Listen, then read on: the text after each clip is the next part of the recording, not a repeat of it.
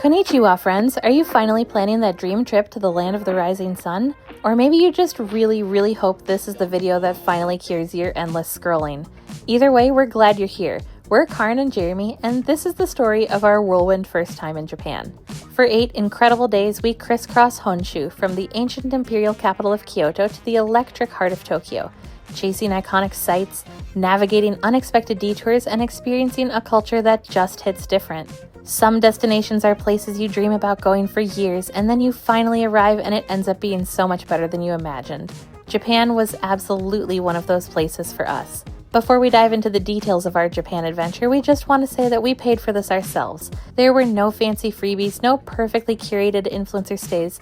This is just our hard-earned vacation shared with you exactly as it unfolded. We're tackling this Japan journey armed with a meticulously planned, if I do say so myself, 8-day itinerary. We'll touch down in Tokyo and take a bullet train to Kyoto, where our adventure truly begins. We visit serene bamboo forests swaying in the breeze, experience the ephemeral beauty of cherry blossoms, see ancient shrines whispering centuries of history, and ornate temples that take our breath away. And of course, we dive into the legendary Kyoto cuisine, with a slight unexpected detour to a Japanese hospital that added a unique chapter to our story. From the cultural heart of Kyoto, we'll make a brief but delicious pilgrimage to Osaka for an evening blitz of its legendary street food scene. Prepare for an explosion of flavor as we hunt down iconic dishes like takoyaki, incredible sandwiches, and the sweet, pillowy goodness of daifuku mochi. Then it's all aboard a scenic journey to the majestic Mount Fuji for an overnight stay, where we're on a mission to capture as many jaw-dropping vantage points of this iconic peak as humanly possible.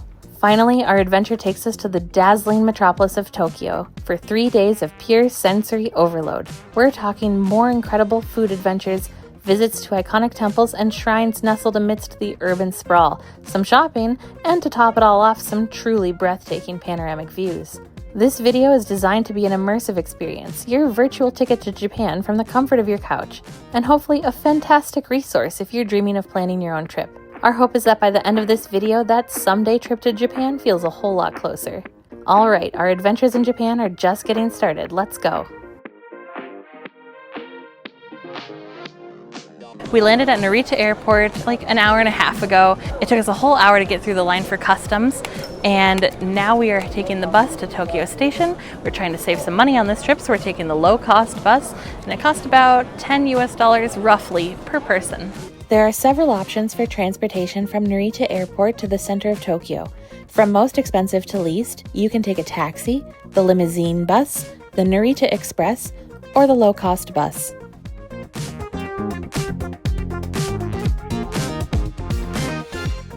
We made it to Tokyo Station. Now we have to go buy our Shinkansen tickets because we are heading to Kyoto.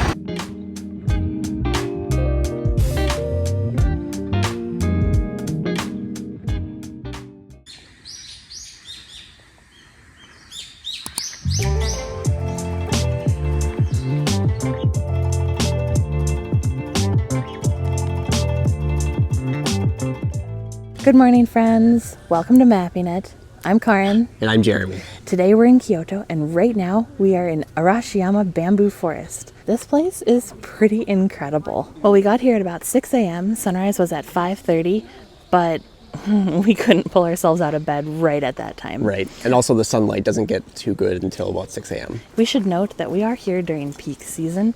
It is cherry blossom season, so crowds are at their peak right now. We've been here about an hour or so, and crowds are definitely picking up. Yeah, it's getting a little busier, but it's not crazy yet. So we definitely recommend coming early, especially if you want photos without people in them.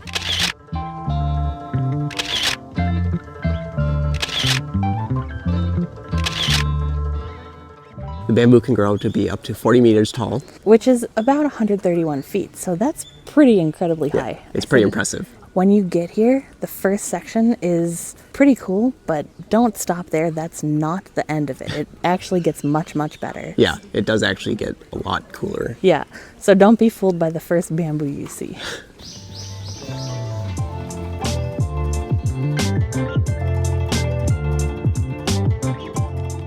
So here's a tip for you. If you come when there are just too many people hanging out down the main path, go all the way to the end of it, and then there's walls of bamboo on either side. You can probably get some pretty nice photos without too many people. As you can see, there's not too many people behind us right now. Yeah.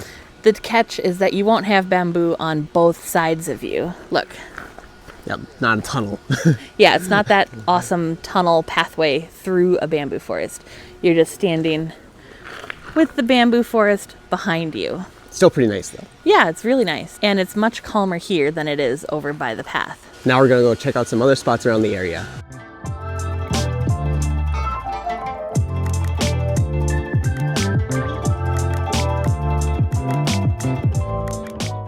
Right next to the west end of the bamboo forest is a park, and it happens to be a great place to look at cherry blossoms if you come during cherry blossom season. For sure. This is stunning. It's only getting busier and busier, so come early. Yeah, well, everyone is busy with the bamboo forest. There's actually not that many people over by the cherry blossoms. I'm sure they will be here later.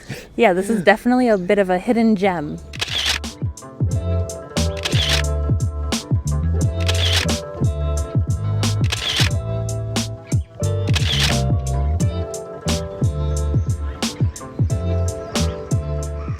So we're still walking through Arashiyama Park, and if you go up the hill, down a little path, you come to this awesome observation point, and it overlooks the river, and you've got hills filled with cherry blossoms.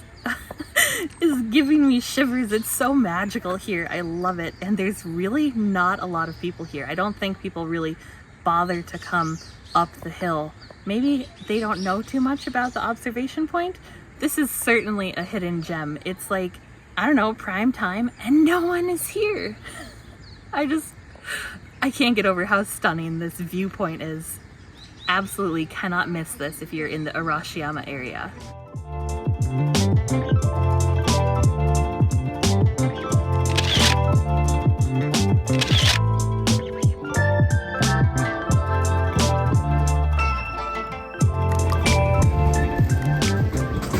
The instinct with the vending machine is to push in because that's how American vending machines work, but you have to lift the flap and pull it out. Oh, that is so good. Get that one. It is super peachy. This is so good.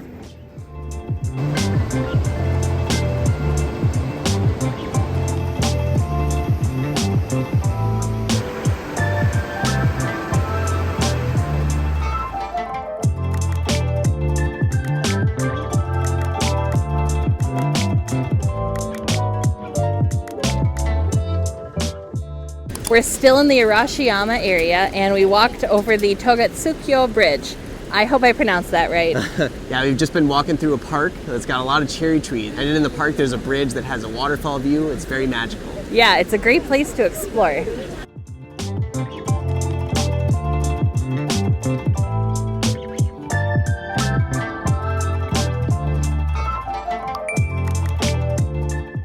All right, well, it's not the most conventional first food of the day, but we got some ice cream. We couldn't help ourselves. It just looked so refreshing. It's getting a little hot. It's a little humid out right now. We've got a matcha flavor and we've got a sakura flavor. I think I'll try the sakura. Sakura is cherry blossom. There's like an herbalness to it, maybe. Oh, this is so good. And very refreshing. I'm gonna try the matcha flavor. It's not an overly strong matcha flavor, and I'm not sure if I've had enough matcha to know what I'm looking for. Eat your little guy. Eat the little crispy guy? Yeah. Wow, okay. That enhances the flavor. Yeah, I don't know what flavor I'm really looking for with the matcha, but it's definitely good ice cream. All right, well, we found a little something. I mean, I guess it's not exactly little, is it?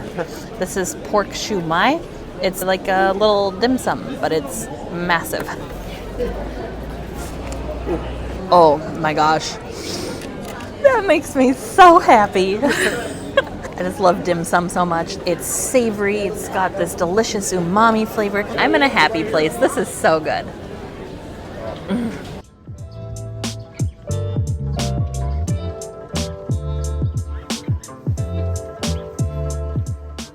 We are visiting Tenryu-ji Temple, the Temple of the Heavenly Dragon. It's a UNESCO World Heritage Site famous for its Zen garden. Let's go explore it.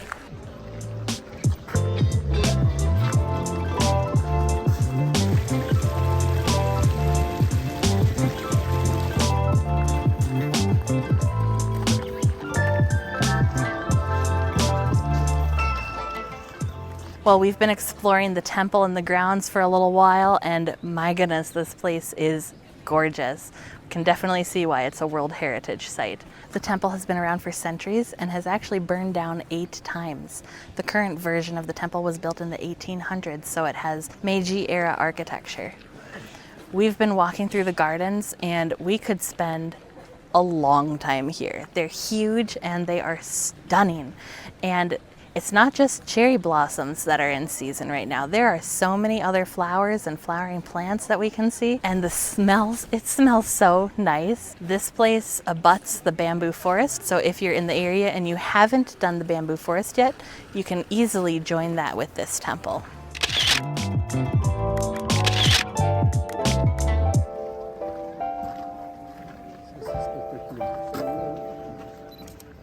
We are back at our hotel and we did it. We got McDonald's.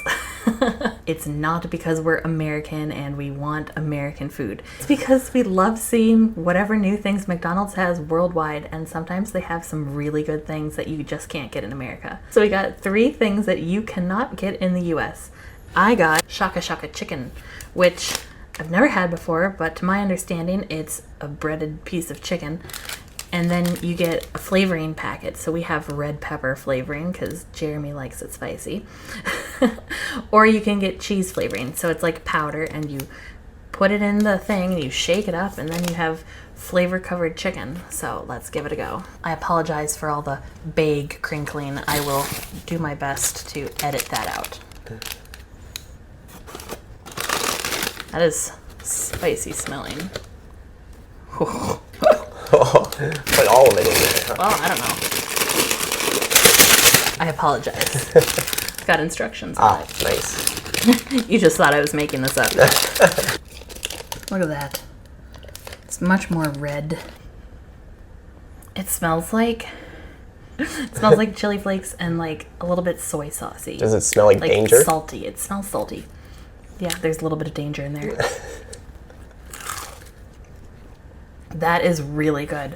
It's really not too spicy, although I do get the feeling that it's going to be a heat that builds. It's got a crunchy, crispy breading, a mild but building heat. It's got this umami-ness where it's like just on the verge of soy saucy. I don't know if that makes any sense, but it is so good. Dang, McDonald's. Why can't we get cool stuff like this in the US? That's so unfair. We also got something to cool ourselves off. We got a melon Fanta float. Melon flavored pop is not something you get in the US, so I'm excited to try this out.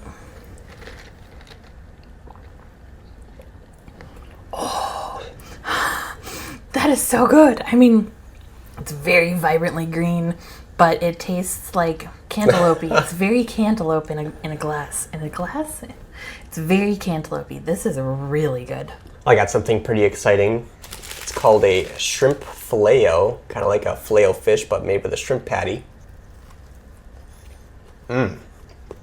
Wow. You know, for McDonald's, that's actually pretty good shrimp. Nice and crispy on the outside, perfectly cooked shrimp on the inside. And it's got like a little bit of a spicy mayo, or at least a seasoned mayo on top with some lettuce. It's actually a pretty good sandwich. I don't generally get a filet-o fish, but I would definitely get this again. So yeah, you can kind of still see actual pieces of shrimp in there. Let's try that shake though. You made it sound so good. Oh man, is that refreshing. I could go for another one of these.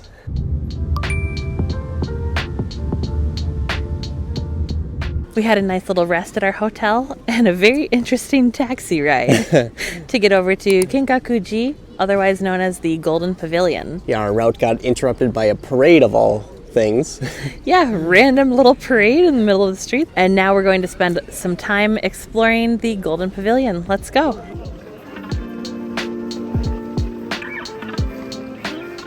Kinkaku-ji was originally built in 1397 as a retirement villa for the shogun.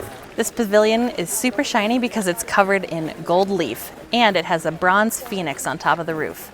And just like a phoenix, this pavilion rose from the ashes because it was burnt down by a young monk in 1950 and then rebuilt and reopened in 1955.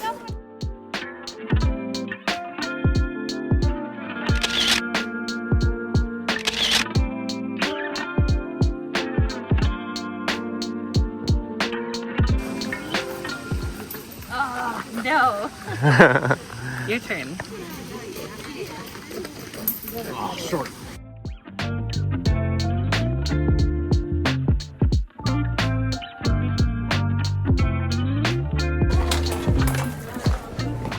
Pay 100 yen, get a fortune.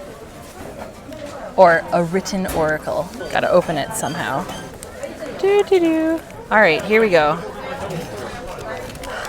Your fortune is excellent. It has cleared up and the shadow of wild cherry blossoms falls on the ground.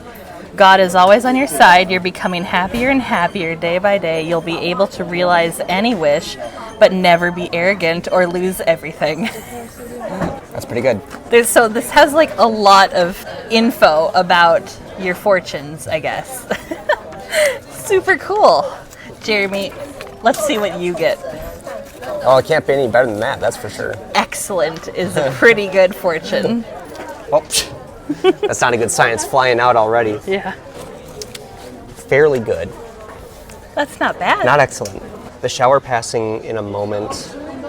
The sky is clearing up. On a cool branch are singing cicadas. That doesn't sound good. Or it could be relaxing. Your time is coming and you're becoming happier and happier. You will be able to realize what you have in your mind, but a sudden misfortune will happen to you if you don't take great care. Oh. An unexpected thing may happen, but you can realize your wish if you keep cool. Take your time and you'll gain profit. See? See? Slow So I have to work at it. slow Karin just gets to have it slow for and free. steady wins the race. And sometimes you're just gifted with good luck.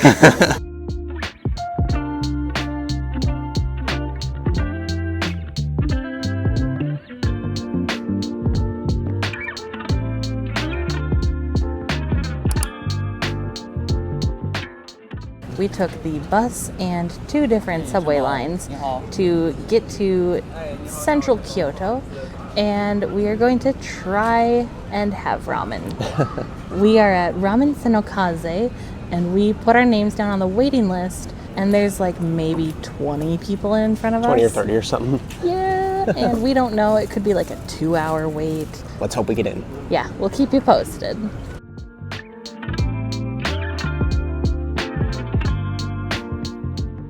We had a 1 hour, 40-minute wait, so not quite 2 hours. Yeah. But the food is worth it. Just spectacular. It was amazing. We each got ramen and gyoza. Mm-hmm. I got the number 3. It's their number 1 ramen plus gyoza, so that makes it the number 3. And Jeremy got the number 20. So mine is like a pork-based soup, and Jeremy's was a miso-based soup. Yes. And yours was also a bit spicy. Mine had a little bit of spice, so if you like spice, that's the one to go for. So needless to say, the wait was worth it. Dinner was worth the wait. It was so good. And if you're in Kyoto and you're craving some ramen, definitely give it a stop.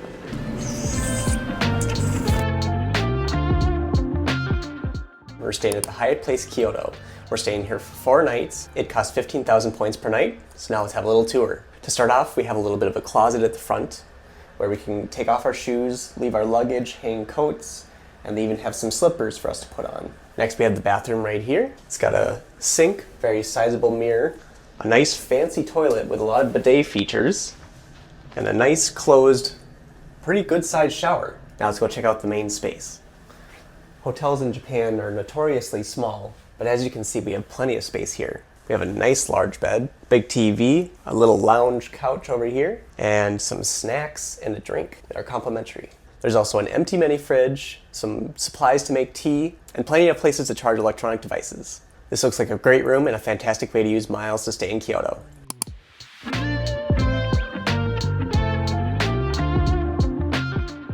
We've made it to Nijo Castle and it's lit up for cherry blossom season.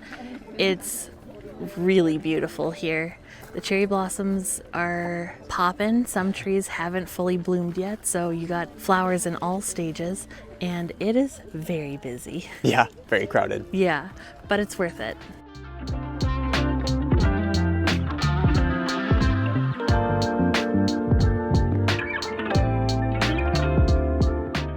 Don't spend too much time on the first section of cherry blossoms because it gets better and better and better. This is just magical. I'm so glad we came.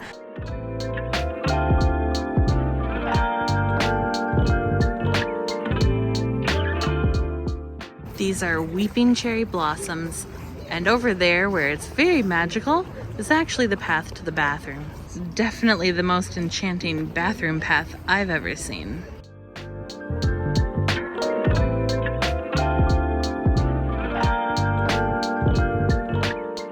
It's been a super long day for us exploring Western Kyoto area, so we are gonna call it a night.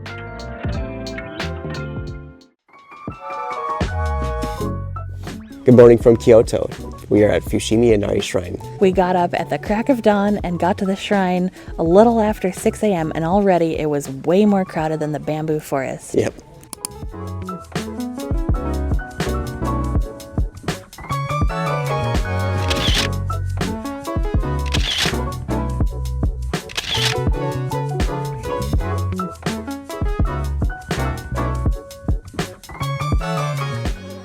Fushimi Inari Taisha dates back to the 8th century and originally was dedicated to the gods of rice and sake, and more recently deities have been added to ensure the prosperity in business.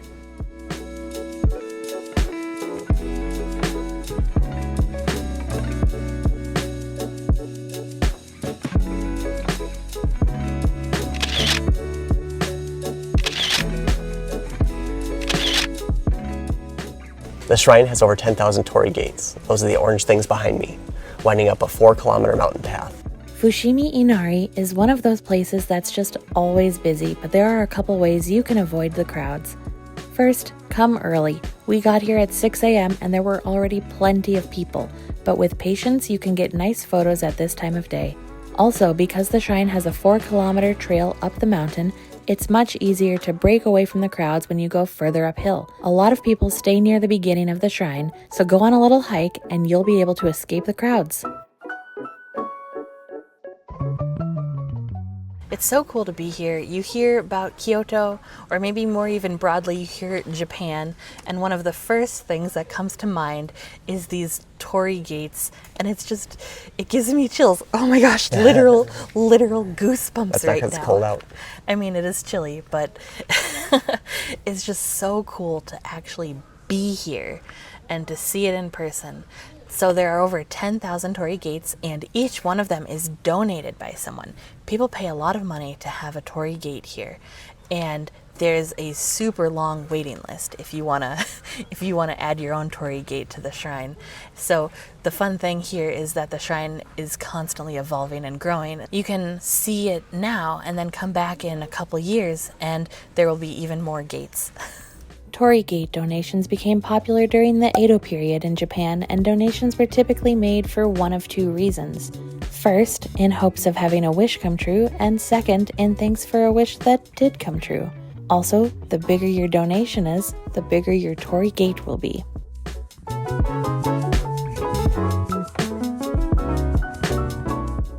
When you visit Fushimi Inari, keep an eye out for the area with the colorful origami paper cranes. People make 1,000 paper cranes for good luck and bring them to the shrine as an offering.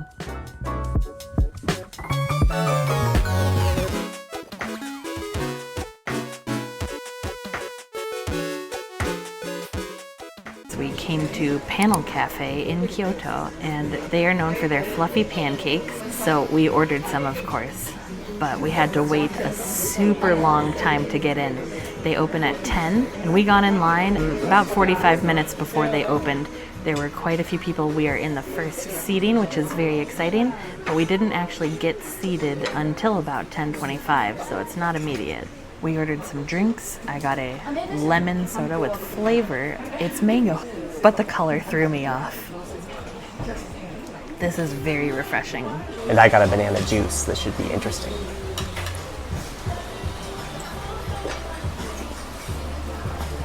Tastes like banana, even has chunks of banana in there.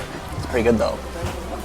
So our food came, and I got the matcha brulee pancakes. So it's not just matcha, but it's also brulee on top. It's got a nice little hard top. And they're very jiggly. So satisfying.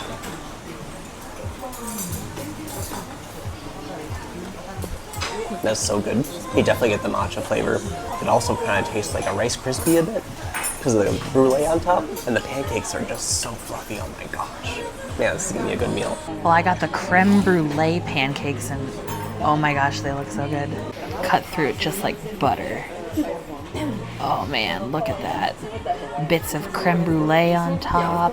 Here we go.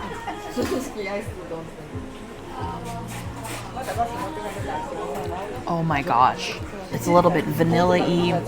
It's like eating a soft roasted marshmallow. This is delicious. Do you see inside?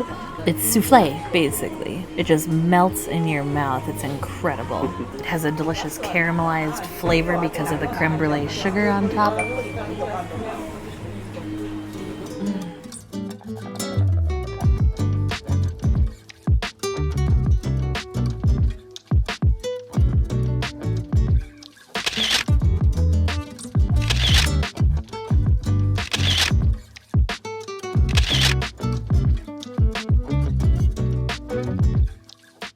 As an unlikely next stop on our day, we've come to Nishiki Market, which is a covered market in Kyoto, and it's known for its food, but it's also a great place to buy souvenirs, and it gets very crowded here. So if you want to beat the crowds, go closer to open.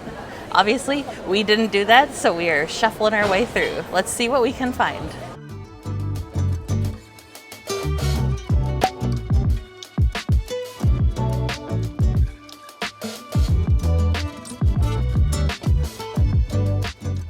Well, first up, Karin has forced me into this one. Got a little mini octopus stuffed with a quail egg, and it's been a little bit scorched or charbroiled. I'm thinking this is gonna be a one-biter.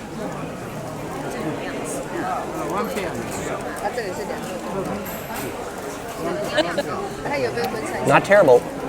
It's not fishy. It's fairly bland. Not a whole lot of the flavor to it. You can taste a little bit of the sauce that it's been marinated in, but I'm not getting a whole lot of the octopus flavor. It's okay. I don't know if I'd recommend it.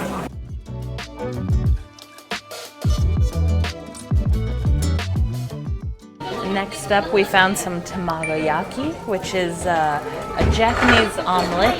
It's like rolled, sort of. You can kind of see it's got layers. See that?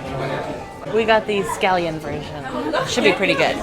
Although I don't know how to eat an omelet with chopsticks. I'll do my best.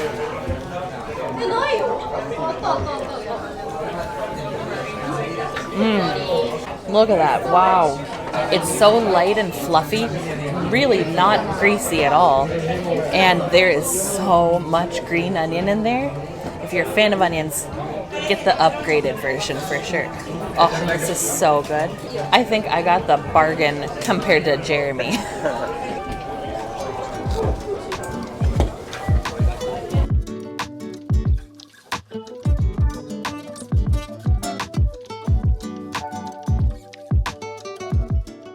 All right, up next we got some absolutely massive crab legs.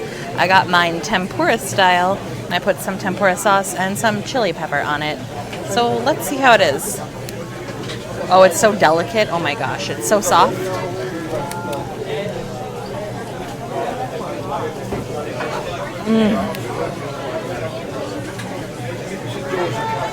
I love crab. It is so good, and it is really good in this form. You got a perfect thin batter from the tempura. It's really warmed through, nice and toasty. And the tempura sauce gives it that perfect salty umami flavor. That is really good. We also got a crab leg broiled, which, I mean, crab is nice, but crab that someone else has taken out of the shell, even better.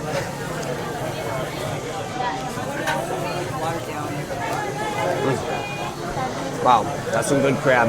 We also added a little bit of salt and chili pepper. Very good flavor, nice charbroil as well.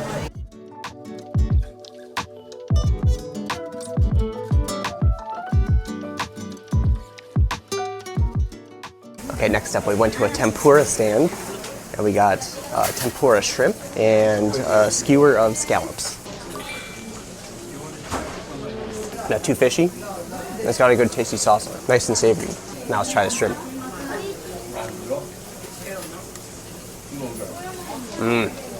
Wow, that tempura batter on there is delicious. Nice and like kind of buttery almost. This is the winner here. I got a cremia ice cream. They're supposed to be pretty well known here in Japan. That's so creamy. It's vanilla, but it's like really not that sugary. It's like eating frozen cream, basically. It's really very mild, light, fluffy, airy. It's really good. So Jeremy thinks this kind of tastes like cheese. I'm not quite getting that, but the shell is really interesting. It's like in a cookie almost. It's very good.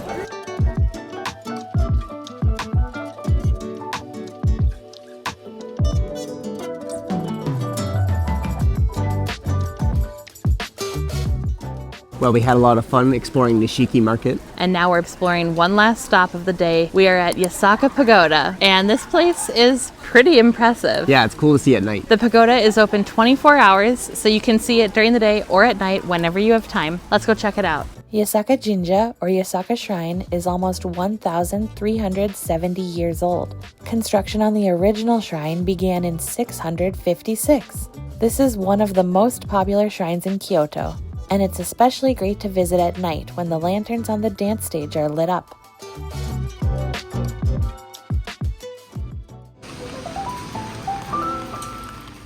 Well, we are up bright and early, and there's no one here at the train station. We're heading into the Gion Higashiyama historic area of Kyoto to try and get that famous photo that you see everywhere. We're going super early to try and beat the crowds. Although I know that based on the other places we've been to in Kyoto, it'll probably be impossible to beat all the crowds.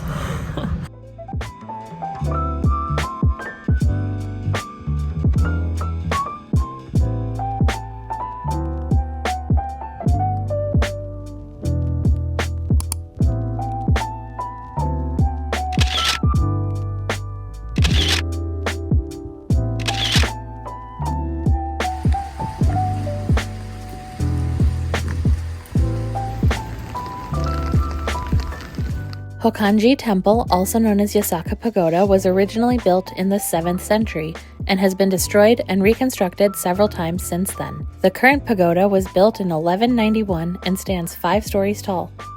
We're on Sannanzaka, and we have this beautiful view of Kinkaku-ji Temple behind us, and it has a stunning pagoda. This is probably one of the most photographed buildings in all of Kyoto. We are not alone. Despite the rain, there are plenty of people out today. Yeah, the weather doesn't stop people. No, the weather doesn't stop photographers, that's for sure. It was so worth it coming here. We're a little wet, but I am so happy. I've always wanted to see this. This spot gets super busy during the day, so if you do want to come and see it with fewer crowds, come early. It's pretty peaceful right now. Yeah, 6 or 7 o'clock is good.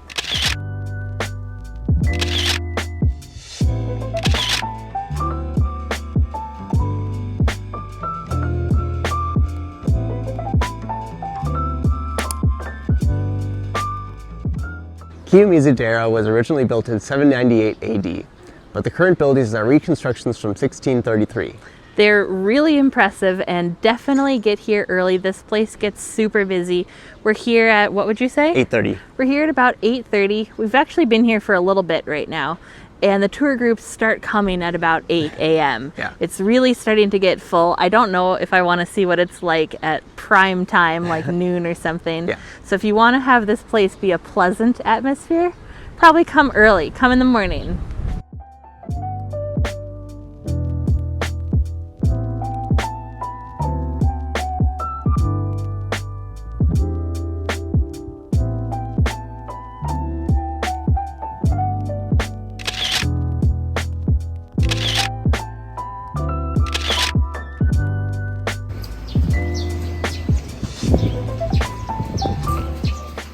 We got our tickets to Kiyomizu-dera. They were 500 yen per person, and they're so pretty.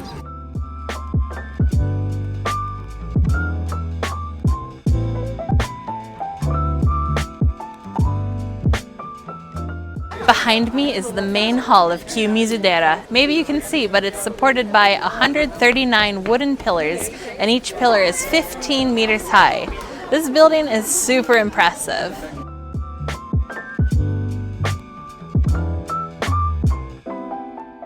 Just a quick tip, you can go to the Koyasu Noto Pagoda to get a good view of the main hall.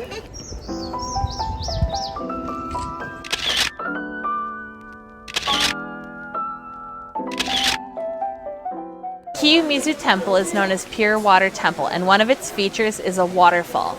It's split into 3 streams and you can drink from them, but you can only choose to drink from one of the streams, otherwise it's considered greedy. Each stream symbolizes something different: success, love, and longevity. So pick whichever one you want, but only drink from one.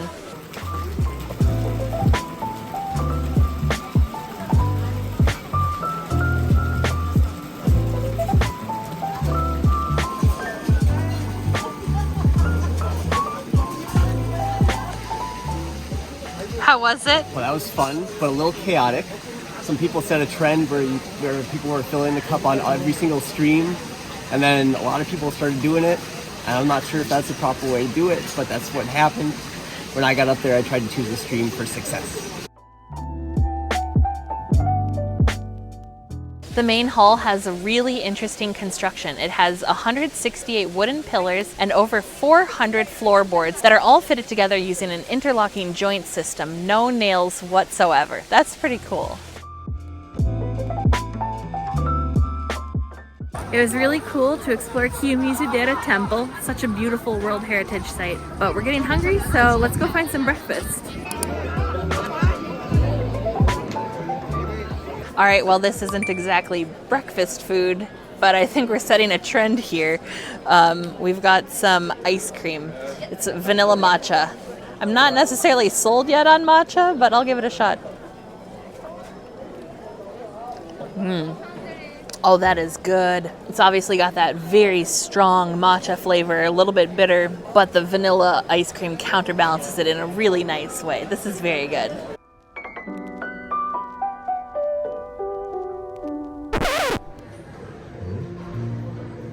Where are you? In the hospital in Kyoto. That's not good. Well, we just got down at the hospital, and it turns out I probably have kidney stones. So this is a first for me. I'm sure it'll be fun in the next week or 2. So I'm just gonna have to deal with the pain. That really sucks. Yeah. I'm sorry. Yep. So we'll move on. At least I can eat food. Well, this was quite the detour to our day. So we are gonna go back to the hotel and regroup and figure out a new plan.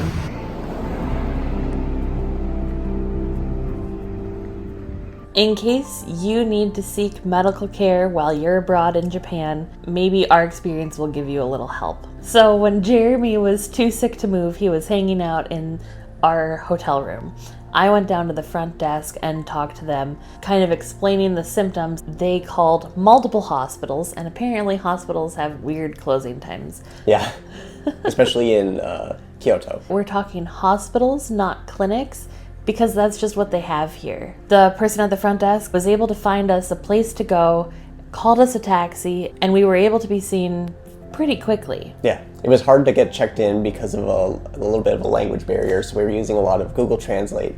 But then once I was seen by the doctor actually spoke really good English. So for the most part, we were able to get through our conversation without any real issues. They did a few tests, and they were able to give me a prescription. From the time we went to the hospital to the time we left the hospital was about 2 hours. Probably most of that time was waiting. Yeah. Before we left, we paid our bill, and they had a really neat system where they track your expenses using a little, almost like a credit card. Yeah. And then you just have the machine scan it, and it itemizes your bill and everything, and then you pay it. And you can even use a Suica card to pay your bill if you want to. Yeah.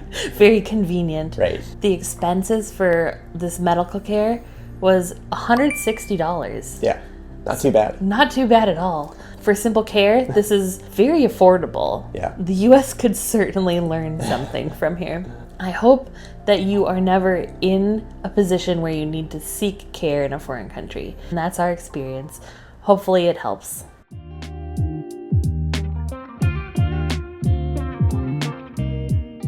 Well, with Jeremy feeling marginally better, we're gonna try and go to Osaka for the evening. Come with us.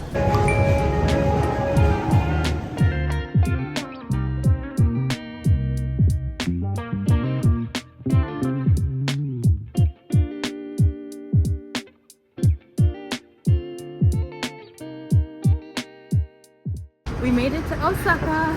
Yeah, it's been pretty chaotic so far. We had a train ride and we had to stand for the entire 40-minute ride. That was fun. Yeah. Now we're off to find some delicious sandwiches. Hopefully they're still open.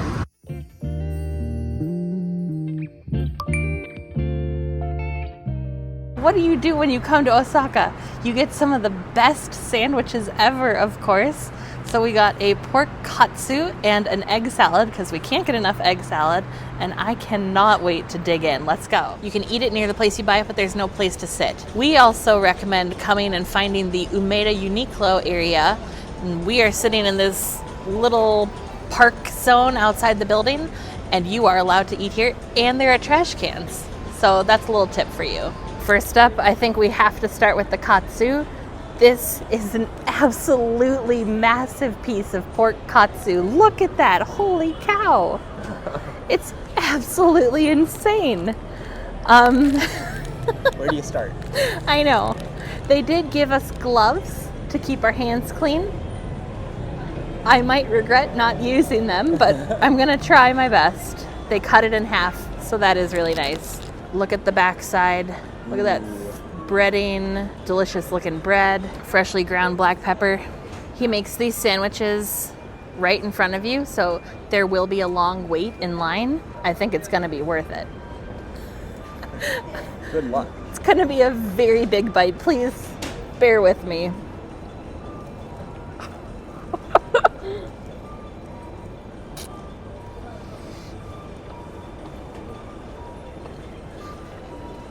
That is so good. Look at this. It's so juicy still. I don't know how, but such a thick piece of meat is just so tender and juicy.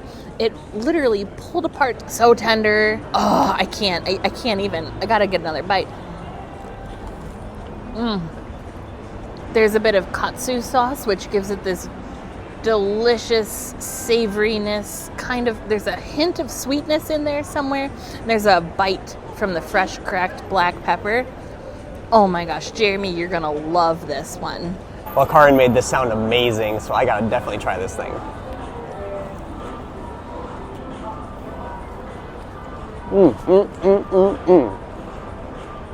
Man, that is packed with flavor.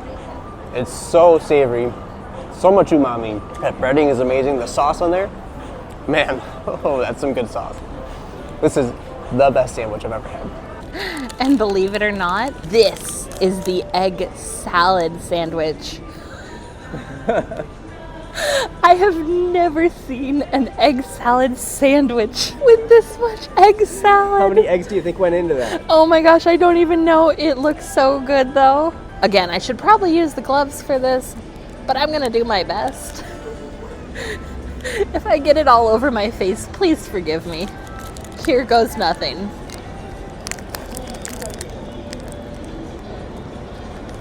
That is really good. Do I have it on my face? Not much. Well, I didn't take a massive bite, so it's savory. It's got something in it that I can't quite figure out. They give you a handy little shovel, basically. It's so cute. There's something about it that's different than regular egg salad. If you know what it is, let me know.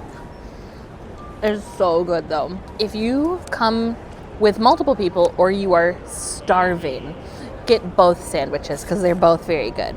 If you come by yourself, probably get the katsu one. It is better than the egg salad.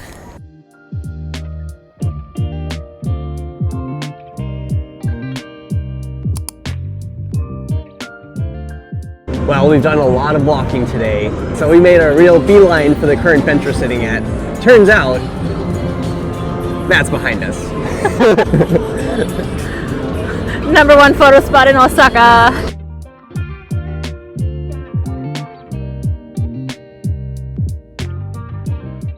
Osaka is Japan's third largest city with a population of 2.7 million. It's been around since 300 AD and has been a port city and a hub of industry since that time. Pretty impressive. This is our first taste of a big city in Japan, at least compared to Kyoto, and it is slightly overwhelming. There are so many people here, it's insane. So I think we're gonna be wowed by Tokyo when we get there. Osaka is incredible so far. A lot of focus on food. That is what it's known for. So we're gonna try and get at least one more thing before we head back to Kyoto for the night. Let's see what we can find.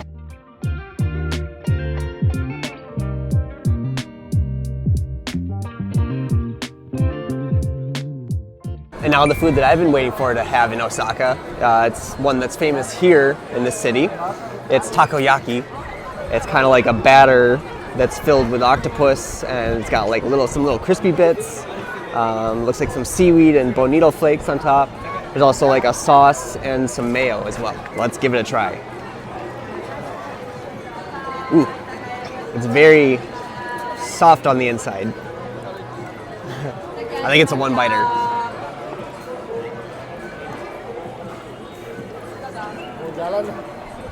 Very hard to describe the flavor of this. You can taste the octopus, not overly fishy. The sauce on there is very tasty. I can't even hardly describe it. It's savory, there's a little bit of sweetness. It's got so many different textures. I would definitely recommend getting this if you like octopus. I'm not exactly looking forward to trying this, but how can you say no to a specialty of Osaka? I'm gonna see if I can try a smaller bite.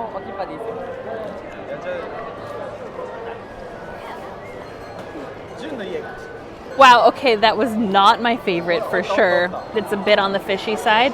I'm already not a fan of octopus, so it's a little too much for me. But my biggest complaint is the texture. That octopus is so chewy and rubbery. It was not my favorite. Can't recommend this.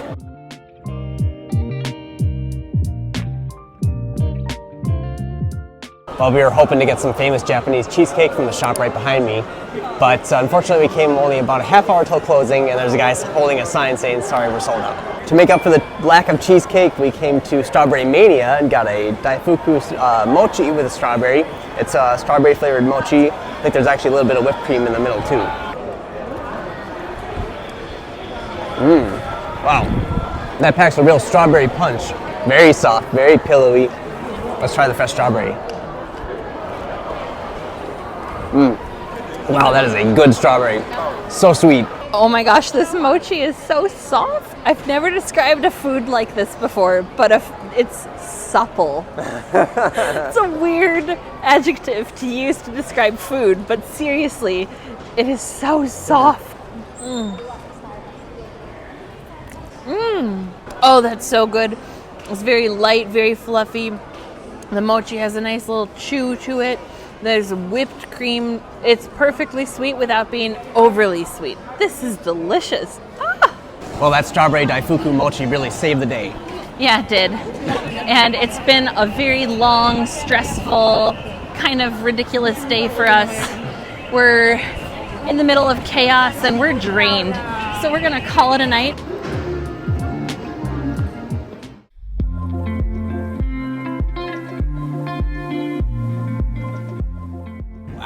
Shut the front door! It's so amazing. Look at that view, it's incredible. Yeah, I can't believe it.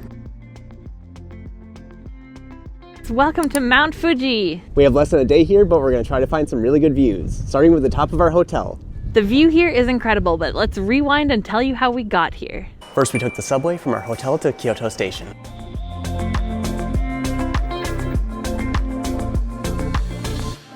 And then we took the Shinkansen from Kyoto to Yokohama. Let's go.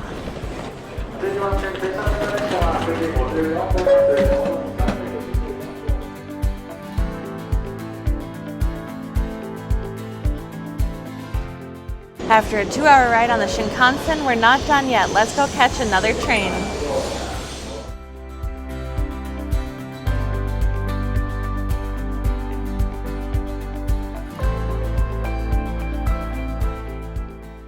Well, we got off our train and now we're getting on yet another train. After the 4th train, we had a 5th train and we had to run to catch it. It was a bit miserable because we had to stand for the first 50 minutes of the ride, but it had epic views of Mount Fuji.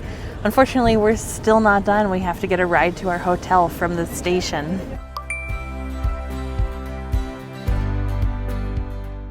Now that you're all caught up, we have some fun facts about Mount Fuji. Starting with the fact that it is 3,776 meters tall. It's Japan's tallest mountain. And it is an active volcano. It's also a World Heritage Cultural Site. It's pretty impressive, but you can't always see it. It's often covered in clouds. Some of the best times of year to see it are winter and early spring. It can get pretty hazy in summer, so we're lucky that we're here at this time of year. This viewpoint is pretty incredible, but let's go find another one.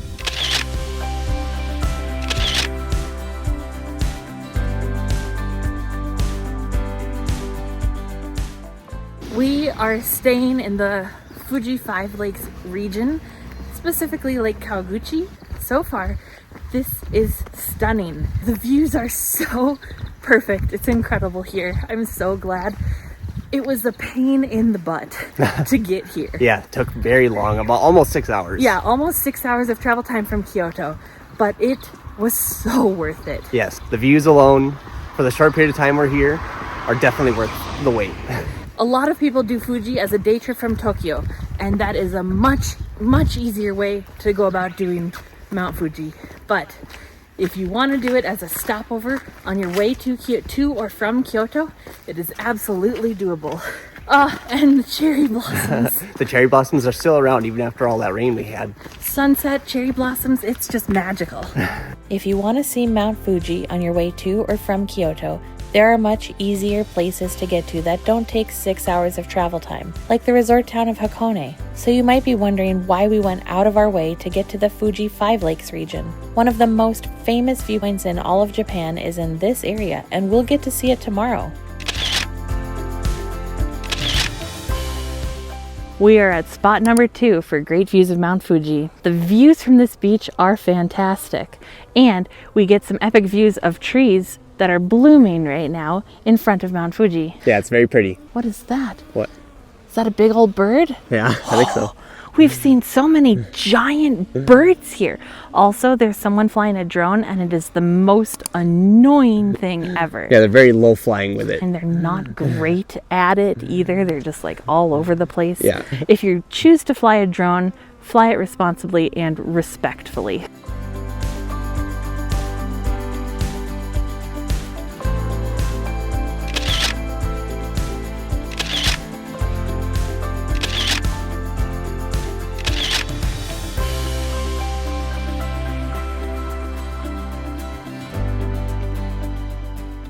Welcome to our Japanese style room at Wakakusa no Yaro More. Let's go on a tour. So, like I said, this is a Japanese style room. We've got traditional tatami mats, a very low table, which we will be having dinner at tonight. This place that we're staying at is a bit of an all-inclusive sort of resort. They provide half board, I believe. We're getting dinner and breakfast included. Is that half board or full board? You let us know. But look at this view. This is stunning, and one of the reasons why we booked this place. Isn't this gorgeous? This is a view of Lake Kawaguchi. And we've even got cherry blossoms down there. It's incredible. This hotel does have Mount Fuji views, but they're on the opposite side of the building. So if you want one of those, book far in advance. That was not us. Well, hello there. We have a little sort of walk-in closet. Come on in. We have a mirror. Hello. And this is storage. So like if you're staying here long-term, you can store stuff. There's also a fridge and a hot water boiler, as well as all of the things you need to make tea. You may be wondering, but Karin, where are the beds? Ta-da! We are currently standing in the bedroom, but right now it is the living room, dining room space. We will have dinner here tonight, and then the tables will be stacked in the corner or something, and the beds will be laid out. Let's go see the bathroom. This way. literally the bathroom. This is the wet room. It can drain onto the floor and the door here closes. You can use the whole room as your shower. We have the vanity area where you can get ready for the day. Where's the toilet? It's right over here. Well, that's it. That's the tour of this place. So far, it's been very nice. We will show you what dinner looks like. So we'll see you then.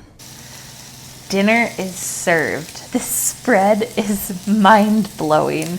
We have a little bit of everything here. Grilled meats. We have marinated salmon and egg and wasabi and sakura tofu, I believe. Yeah. Rice with pickled vegetables and miso soup. And what is this? Oh yes, this flour is vegetables.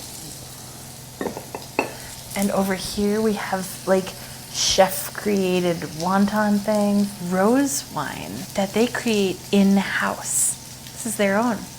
Kanpai. Oh, that's surprising. Oh, that's looking good. It's hard to pick something, but I guess I'll start with this circular thing right here. I don't know what it is. Honestly, there are so many different dishes here. It's truly hard to keep track of everything. I think my favorite thing so far has been the beef, but now we're getting to the sashimi plate. And I think it's mostly seasonal fish. There wasn't much description of what type of fish. It tastes so fresh. I was expecting at least a little bit of fishiness. There's no fishiness at all. With the sauce, just adding a little bit of like extra little salty flavor, that is some good stuff. So we were told that once we were done drinking our miso soup, that we should open up the pot and eat what's inside. So let's figure out what's in there. It's like a whole bunch of little presents. There's a fun little ball of something. Got a nice little, maybe a fish ball. Let's give it a try. Definitely a fish ball. It's okay, not my favorite. The miso soup was good though. Everything we've had here has been wonderful. So far, the stay has been amazing. The people have been great. Our room is going to be transformed into a bedroom shortly, so we will see you then. Our living space has been transformed into a sleeping space. These are the Japanese futons that we will be sleeping on tonight, on top of tatami mats. These beds look pretty comfy. We'll see you tomorrow after a good sleep. Our stay here has been so much more than I ever expected. It's been such an interesting, unique experience that you can only have in Japan. From staying in this Japanese style room, eating dinner on the floor on top of tatami mats and sleeping on Japanese futons, to having traditional Japanese style breakfast and kaiseki meal. It's been really cool. And everyone's been so nice. The value that you get at this place is wonderful. So if you are looking for a hotel in the Fuji area, we definitely recommend staying here.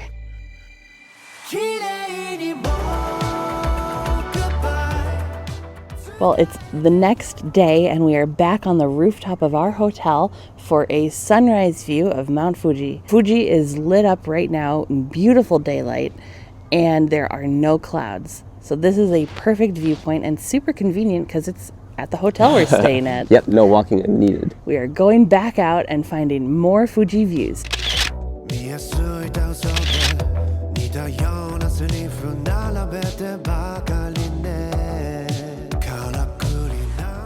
I think we timed our visit to the Fuji area perfectly because the cherry blossoms are really popping in some places and some of the trees haven't fully bloomed yet. They look pretty incredible. Our next photo stop is not far from the beach that we were at last night. We are at a park and there's a hill and a fantastic view of Mount Fuji.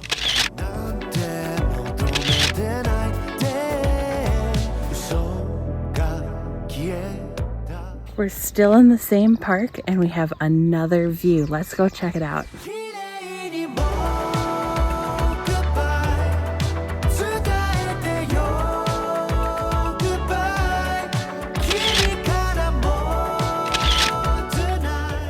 This view is fantastic, and if you come during the summer months, I have a guess that it'll be filled with fields of purple flowers because these are lavender plants behind me. Now let's go find the next viewpoint.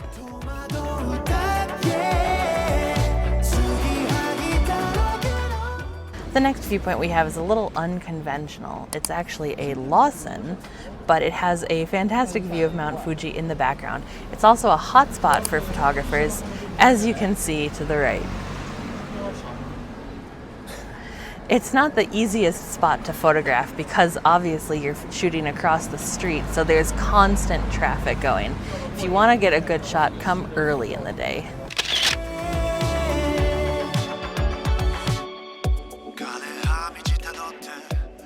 We're on the other side of the street now, and as you can see, the view is not as good as if you're over there. You're just gonna have to deal with all the traffic trying to get the right photo. Our next viewpoint requires a bit of a hike, and it's getting busy, so let's get going.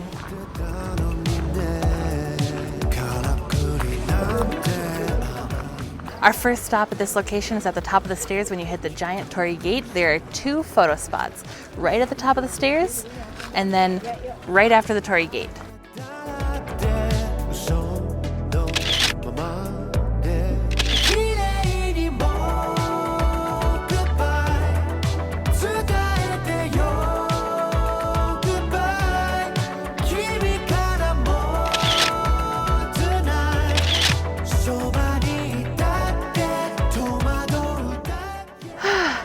It's a lot of stairs to get up to here. You can do it though. Don't stop when you get to this pagoda. Our next viewpoint is just past. Let's keep going.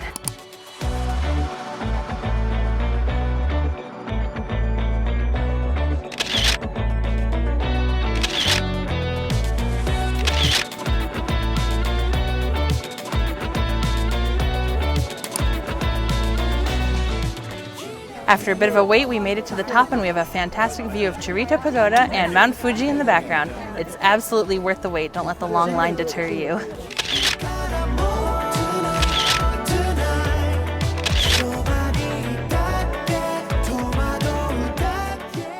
Oh man. That was something. That was a long wait. It was crowded, it was pushy, it was not a peaceful experience. No, they really crammed that observation deck full. And everyone is super pushy, everyone wants to get the same shot. Yeah, everyone wants the good spots on the deck. It is worth it to get the photo, but it's a miserable experience. Yes. It is not very enjoyable at all. Yeah. Hopefully we have time for a couple more stops. Let's see what we can find.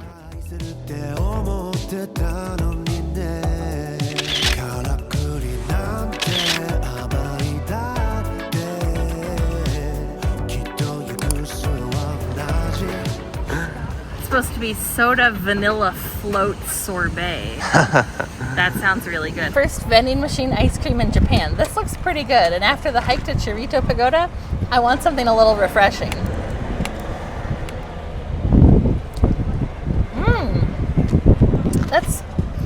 That's really interesting. It's very good. It has vanilla, but it also has like a soda flavor. I don't know how to describe it, but it's like a Sprite maybe. Very good. Well, this is the one I got.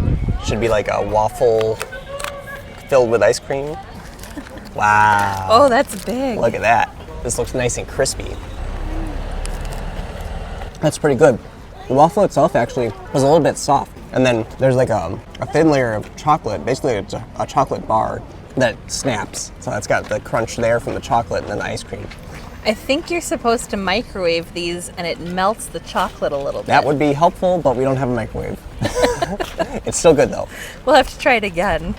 This is really good. I wish we had this in the US.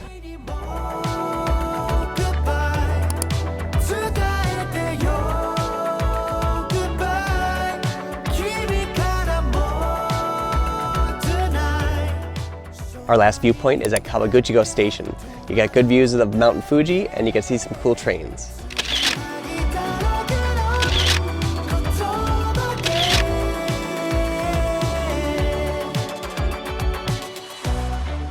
Well, that wraps up our time at Mount Fuji. Yeah, it's been fun. Been a bit of a whirlwind and we haven't been able to see everything that we had hoped for.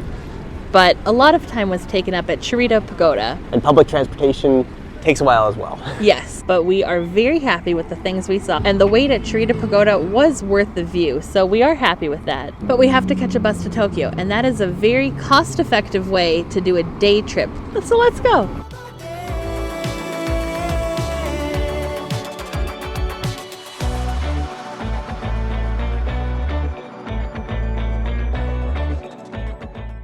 Welcome to our Tokyo hotel. We are staying at the Andaz. It's a Hyatt property and also one of the most luxurious hotels in Tokyo, as well as one of the most luxurious hotels that we've ever stayed at. So let's go on a room tour. Over here we have the closet.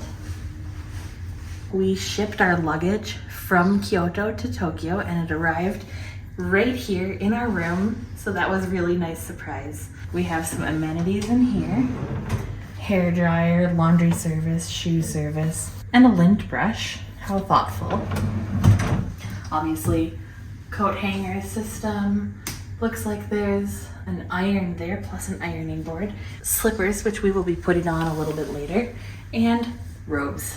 This place is huge. That was just the closet. Now we're in the lobby of the bathroom. The lobby. I don't know, what would you call this?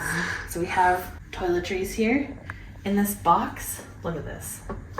All the different things you could possibly need, as well as an extensive list of other things that you could get if you really wanted to. Moving on, very spacious vanity area. And come on, this is where the toilet is. Hello, toilet. It opened up. That was very exciting. And in here, oh, it auto lit up for us. What? The shower room. Big circular bathtub. All right, let's go look at the bed. Actually, before the bed, let's check out the mini bar. Looks like we've got an espresso and a tea area, as well as bottled water. And then in here, we've got some alcohol, coffee, tea, and snacks. That's fun. The mini bar opens out. Ta-da! High prices, but what would you expect at a hotel? The non-alcoholic beverages and snacks are available free of charge, so that is nice. Moving on, the bedroom. Ta-da! It's huge! We booked our room a little on the late side. It's my fault. So we have 2 twin beds, but we're not going to be kicking each other. You obviously can book like a king or whatever, but they ran out of that. It was the same price. This is such a spacious room. We have a lovely welcome amenity because we are celebrating our anniversary. Let's check out this view. Hello, Tokyo. Oh, someone's got a helipad. Oh my gosh, look at this.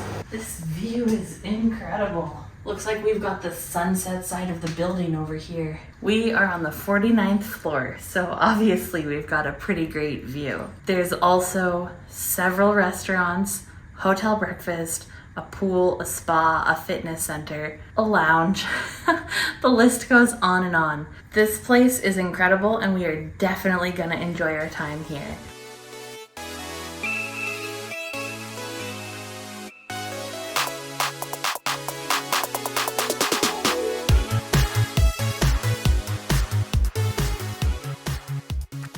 The local train bound for Asakusa is arriving at track 2. Good morning, friends. Welcome to Tokyo. Right now we're at Tenryu-ji Temple, the oldest Buddhist temple in Tokyo. It was founded in the 7th century, and behind us is Inari Gate, also known as Thunder Gate, and it has a giant red lantern. Let's go explore.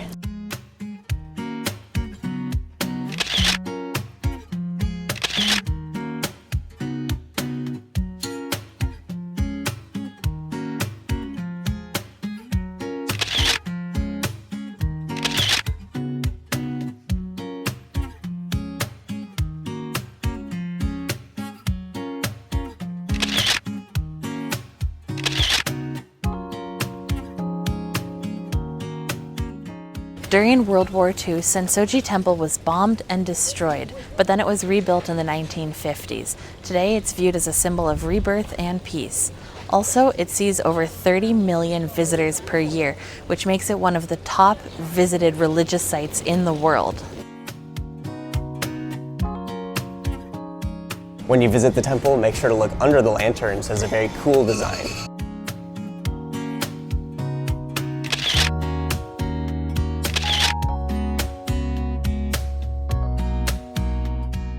One of the popular things to do at temples is to get your fortune, or omakuji, and you can do that here at Sensoji. You donate 100 yen, and then you get to shake a stick out of a container. That stick corresponds to a numbered fortune, and then you can go find your fortune. 100 yen, into the slot. Now we have to find it. Here we go. Oh no! Bad fortune. Thunderbolt occurs at the grass in the garden, which means that lower people under you give you damage and hurt you. The fire flies up to the sky means upper and lower people don't get along, making struggle to each other. Although you really hope to get fortune with earnest desire and work hard trying to get it, but the entrance is closed and you have nothing to do with it. Your request will not be granted. Oh, that's terrible. Well, the good news is that if you get a bad fortune, you can discard it. All right, I folded it up. Let's get rid of this thing. If you get a bad fortune, you can tie it to the rack nearby, symbolizing that you hope to leave the bad luck behind. That was not great. Hopefully Jeremy's fortune is better than mine.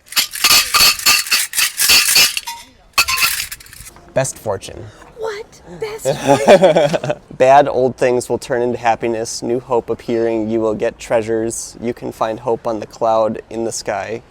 Just like dead trees bloom flowers, when spring comes, everything will be prosperous. Your wishes will be realized, a sick person will recover, the lost article will be found, person you are waiting for will come, building a new house and removal. So you got the exact opposite of me. Let's hope my wish comes true.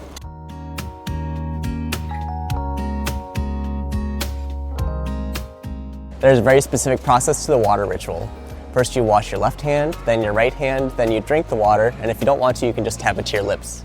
People use the water to purify themselves before entering the temple. There's also a large incense burner nearby, and people wave the smoke over themselves to symbolize healing and cleanse the body.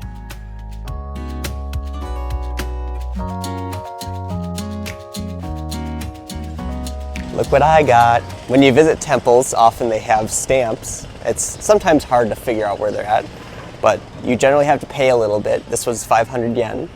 And what's cool about this one is that they actually hand drew it.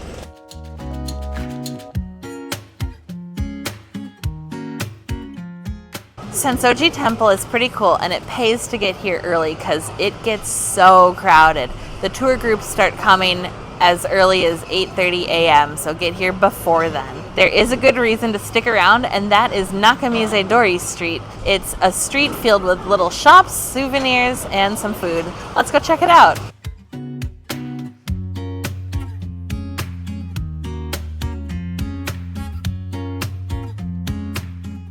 I got a fresh-made ninjoyaki. I don't know that I pronounced that right. I think that sounded right. It's so warm. It's like a little fluffy pancake thing. It's filled on the inside. I've never had this before. It smells really good, just like a waffle almost.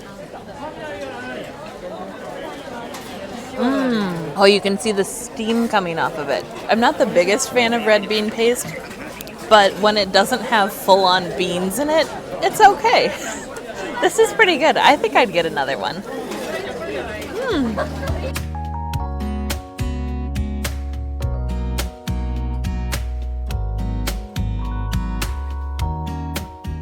Now we have a sweet dango in the flavor of strawberry milk. Never had this before. Give it a shot.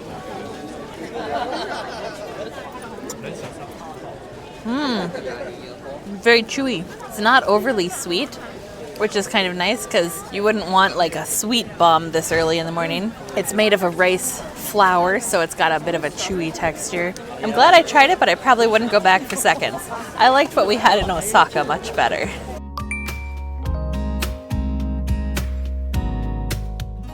Next, we got some melon pan, and we've gotten this from a convenience store, but I'm guessing this is gonna be a lot better because it's fresh and filled with cream and strawberries. Let's give it a try.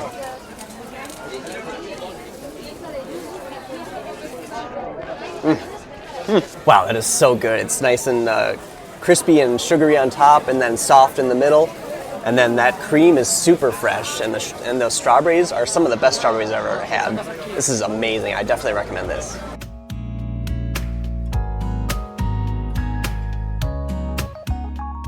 As you can see behind me, the crowd has really picked up. It's only 11 right now. So get here well before that time if you want to have an actual enjoyable experience at Tenryu-ji Temple. The scene behind us just seems a little miserable, honestly. So we are gonna escape and go find something else.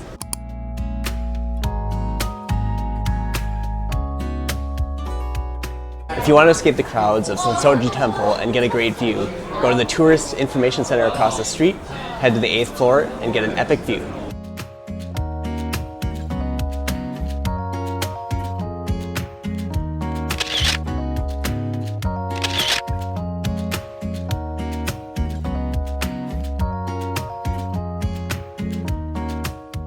We are at a gashapon store, which is all these little fun machines you see behind me. Put in a couple hundred yen, twist the knob, you get a cool toy. Like this shark. I do not want that shark, no. Ooh, this is stupid, but I kind of want this. Mini furniture. I found one that I want.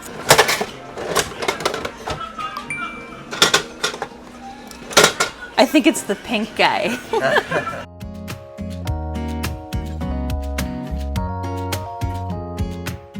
Found another one that I want. It's so stupid. It's a plate of food. I kind of like this little guy. I think it's a squid.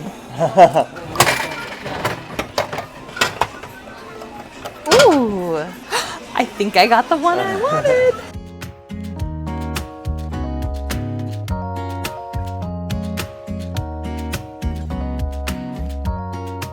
We are off on another fun adventure. This evening we have a food tour with Ninja Food Tours. We met up with our tour group in Shinjuku and wasted no time getting to our first stop of the night, a small izakaya on the 4th floor of this building where they specialize in various chicken dishes. We were thankful to be part of this group because we never would have found this place on our own. I had the neck. The neck was actually really good. Would you like more of the neck? I'd have more of the neck. Did you ever think you'd say that sentence? I never thought I'd say that, but I don't know how I feel about the heart. Here we go. Initially, it's a texture thing. Here's the chicken tail for you. Oh, thank you. It's like the heart is like a very underdone thigh. That's what it. That's like the texture I'm getting. We're on an izakaya tour, which means the focus of the tour is Japanese bars and bar food. Each of the places we visited specialized in something different. After filling up on chicken at the first place, our second stop was a place known for their sushi. She's gonna start pouring your sake. Pretty normal so far.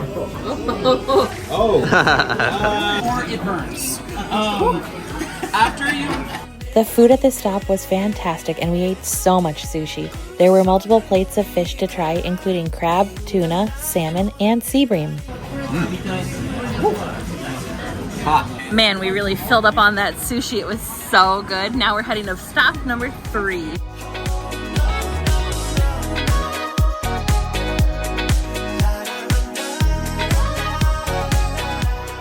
We're in Kabukicho and our next stop is some tonkatsu as a snack. The sauce is borderline drinkable. After our quick pit stop for tonkatsu and taking some time to admire the neon lights of Kabukicho, we passed by Golden Gai and learned the sad reason why there are no trash cans around Tokyo. There was an apocalyptic cult ran by a guy that thought he was the reincarnation of Buddha and Jesus Christ, trying to create the end of the world. He got sarin gas from Iran. They were going to launch it in the subways. One guy chickened out and threw it in a trash can. That's why they don't have these anymore. Thankfully, there were not a lot of casualties. However, at the same time, there were a lot of people who were injured in that attack.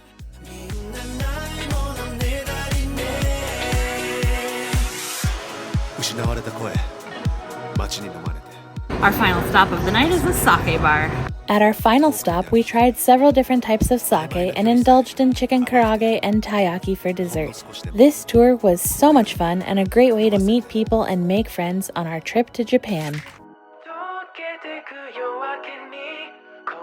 Well, I think I can confidently say that tour made up for us not eating much during the rest of the day. Yeah, we are so full right now.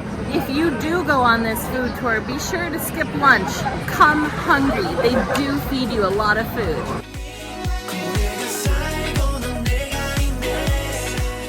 That food tour was awesome. Yeah, we had some amazing food and some great drinks. And some pretty good company too. We met some really interesting people from all around the world. My favorite thing was definitely the first place we went to. That chicken was so good. Oh yeah, nothing beats that. Although the chicken at the last stop was pretty good too. I love the sushi in particular. And the crab puffs at that second place, those were really good. Oh yeah. Yeah. The guide was amazing, and the people that we met were so interesting to talk to. It was great. And then we wandered around Golden Gai afterwards and went into this teeny tiny little bar.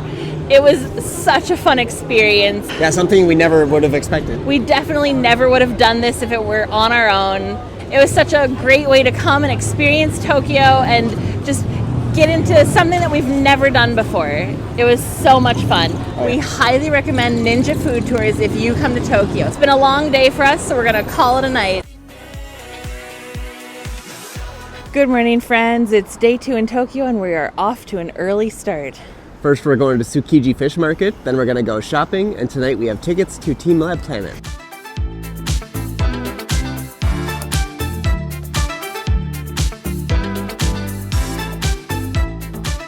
Tsukiji Market opened in 1935, and until 2018 it was the world's largest seafood market.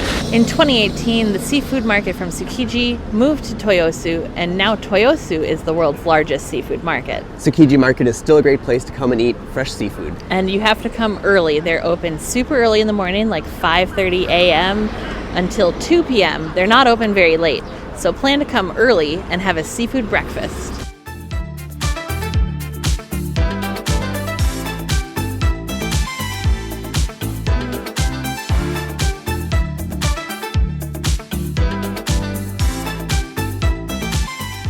Well, even though we're at Tsukiji Fish Market, we're going to start off with some steak. And not just any steak, it's Japanese A5 Wagyu steak. Probably one of the more expensive things we're going to get here today.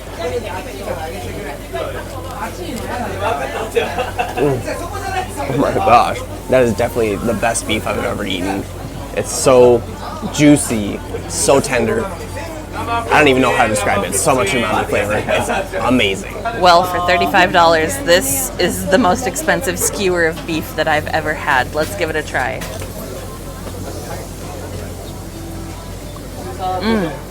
So tender.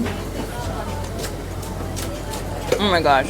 It just melts away in your mouth. There's got a little bit of sear on it. It is amazing. It is definitely worth the money for sure.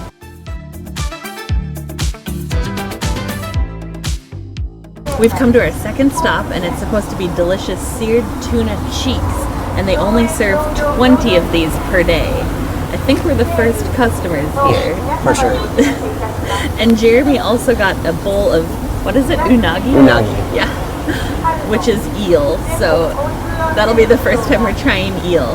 Should be an interesting experience.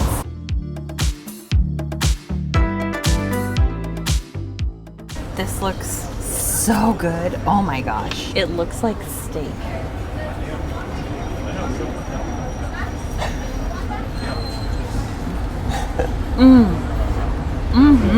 That's incredible. Oh, yeah. Oh my gosh. It tastes just like steak. Really? Which is insane. It's fish. I'm not normally a tuna person, but if all tuna tasted like this, I am on board. How is your eel? It's my first time having eel, so. Wow. Is it good? Mm-hmm. Is it fishy? Not too much. Really? It actually doesn't taste too dissimilar from like a tilapia, but like sauced and maybe a little different. This is very good. You want to try mine? Sure. Tell me that's not steak. Well, I would never guess that's fish. I know. It's incredible. eel for breakfast. This is a first. A little bit bony. Bony? Oh, you got a bone. It's okay. It's not my preferred. You're not as much the fish person. Yeah, that's true. When it comes to seafood, I'm not as adventurous as Jeremy is. Man, these are so good. If you come here, you have to get the tuna cheeks. Oh yeah, that's the #1 for sure. It is incredible. Well, we just finished up our breakfast eel and tuna bowls, and oh my gosh, they were incredible. I don't think I've ever liked tuna as much as I've liked that tuna. Seriously. It tasted just like steak. I guess so far we have a bit of a theme going on with our Tsukiji visit, don't we? Steak plus tuna steak. But let's see if we can find something else.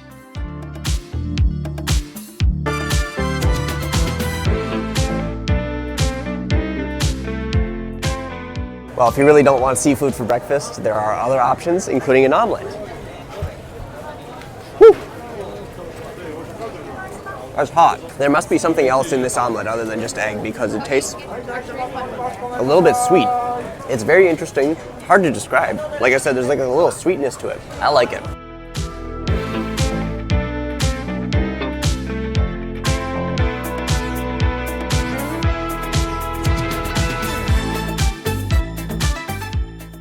Waiting in line for our next stop.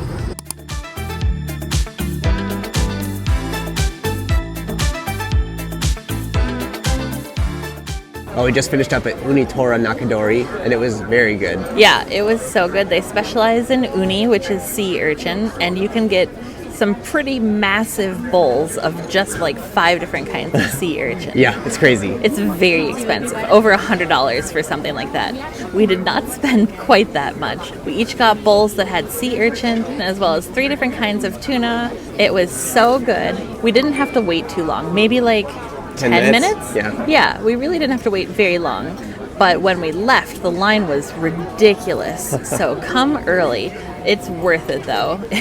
The place is super small. They can't seat that many. And they have a sister restaurant as well. So you do have options if the line is pretty long. But it is absolutely worth the wait. Oh yeah, the uni was melt in your mouth. It was ridiculous. It was my first time having uni and I had no idea what to expect. But yeah, it was really good.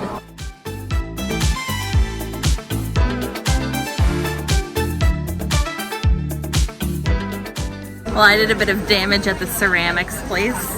It's a hefty bag right here. Bought like 2 bowls, a platter, and like 2 mini bowls, and even a mini plate. It's a pretty good deal. If you spend at least 5,000 yen, you can take your receipts to the tax refund counter and get a little bit of money back. So that last bowl I bought was essentially free. Also, the girl at the counter said she liked my hair, so it definitely made my day.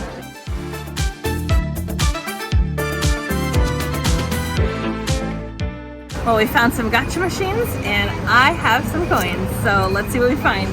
This guy is adorable. I love all of these.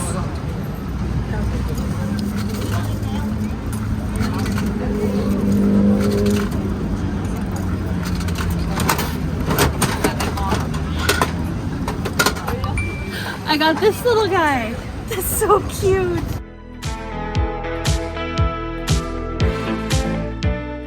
For our last thing before we leave Tsukiji Fish Market, we're gonna get a little bit of a palate cleanser. We got a peach ice cream bar. Looks very good. Wow, holy cow. That tastes very much like just a fresh peach. There's a huge burst of flavor. These are really good. Tsukiji was a great first stop of the day. We spent several hours here. It's getting a little too crowded for us, so we're gonna go head to Ginza for some shopping.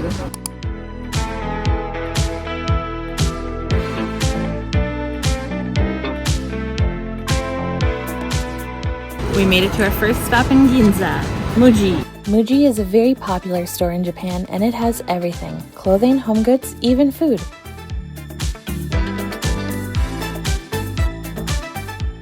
Our second stop was Uniqlo, which felt similar to H&M, where the focus is on basic clothes made well.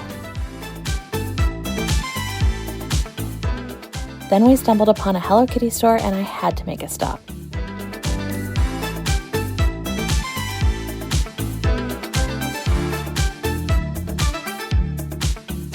How you doing? I'm done. Jeremy might have been done, but I wasn't. Our last stop was 3 coins, which is sort of like a dollar store. Many things here are 300 yen or less. Well, I think we had a pretty successful shopping experience based on the babes here. If you're interested in seeing a haul of what we got from Japan, let us know in the comments.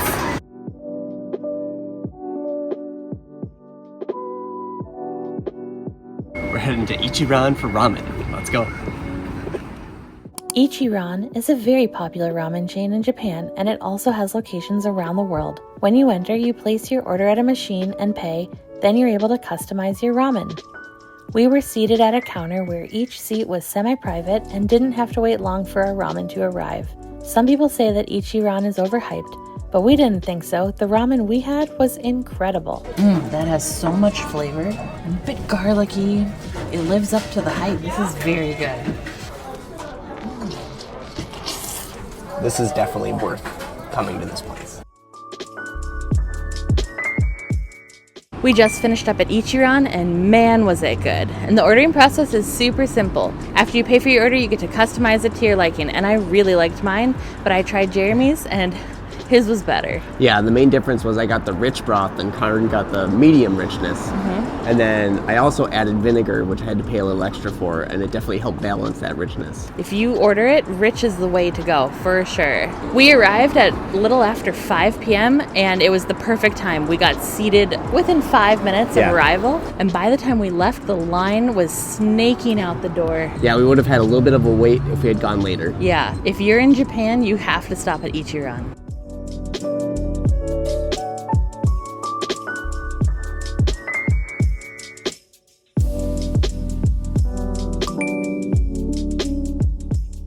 We've got one last stop for the night, teamLab Planets.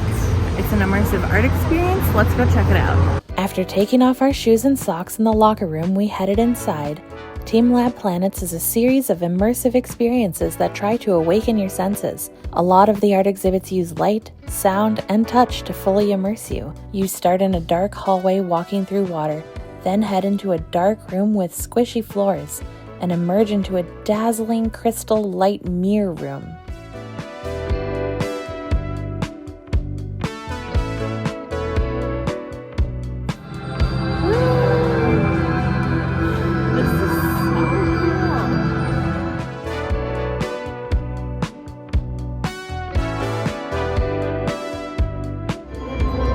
It's very cool when the lights are on, but when they have them off, it's not too much to see.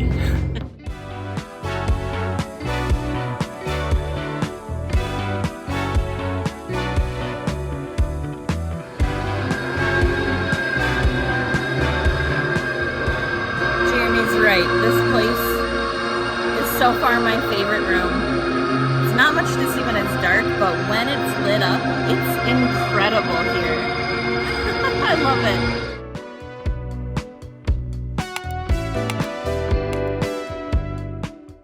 On to the next one. Let's go. Before entering the next room, we rolled up our pants and walked into knee-deep water with images dancing on top. It definitely smelled like feet in there.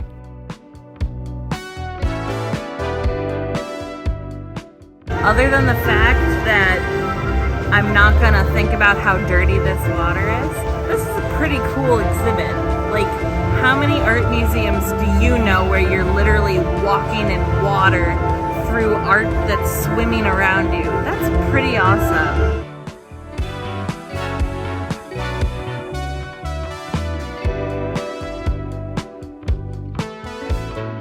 Out of all of the different rooms we've been in so far, this one is the most relaxing. It's one of the weirder ones, but I don't know, I just really like it somehow.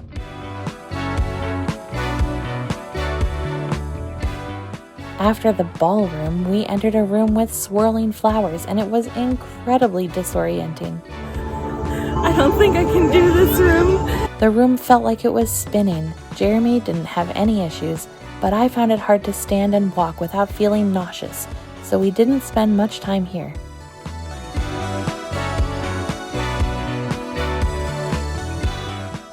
We got a nice breath of fresh air at the outdoor egg garden.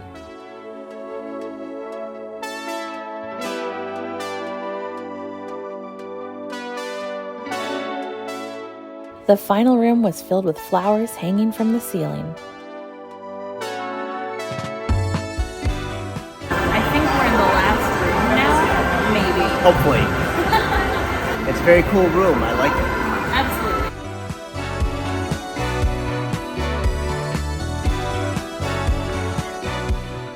Absolutely. We just finished up at teamLab Planets. Yeah, it was a fun exhibit. It's definitely an immersive art exhibit. You really are surrounded in all senses by the art. Smell is not part of it, but I will say that the place did smell a lot like feet the whole time. Yep. You do get used to it after a while, but man. Also, I would say that you will enjoy it a lot more if you focus on it being an immersive art exhibit and not trying to get a bunch of social media photos. That's true. Everyone is trying to get the perfect photos. We're guilty of it too. If you do want photos, come very early or very late to beat the crowds. But otherwise, just relax and enjoy the flow, enjoy the spaces you're in. It's still fun, yes. Yeah, this is a great place to come just to have something that you can't really get anywhere else. It's really cool. It's very unique. On that note, it's been a long day exploring Tokyo. We are exhausted, so we're gonna call it a night.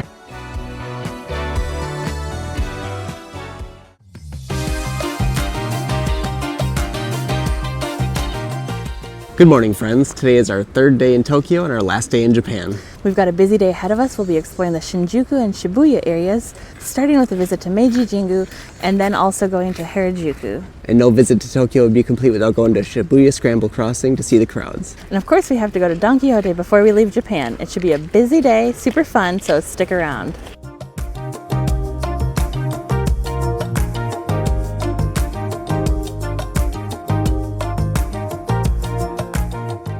These sake barrels are offered every year to the enshrined deities by sake brewers from all around Japan to offer their respect to the souls of the Emperor Meiji and the Empress.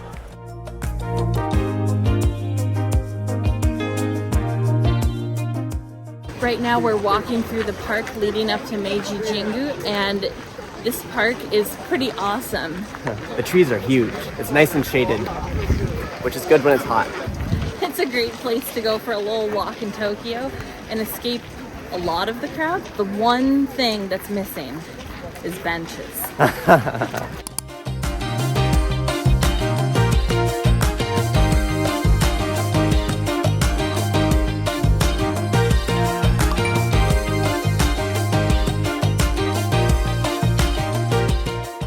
Meiji Jingu Shrine opened in 1920 in honor of Emperor Meiji, who passed away in 1912.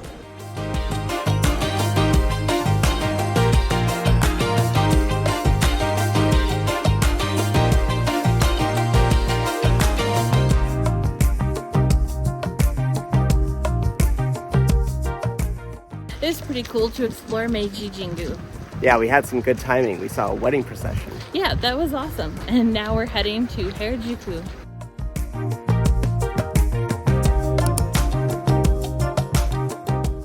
We made it to Takashita Street, the heart of Harajuku. Let's go explore. Harajuku and Takashita Street are known for being a hotspot for checking out the new street fashions in Japan. It's a great place to walk around and see all the new trendy stuff.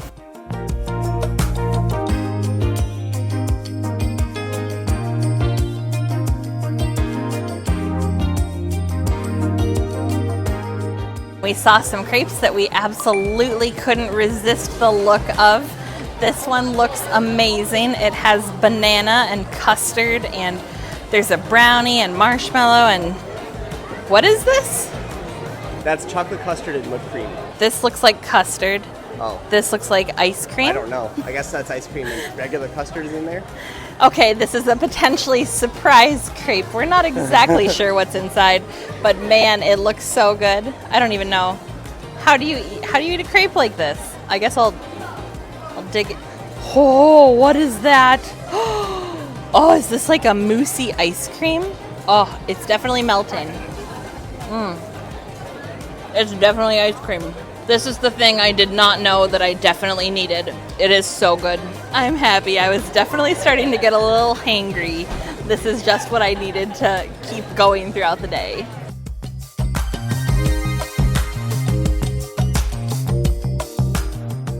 Harajuku was really fun to explore, but we've got tickets to Shibuya Sky, so let's get going.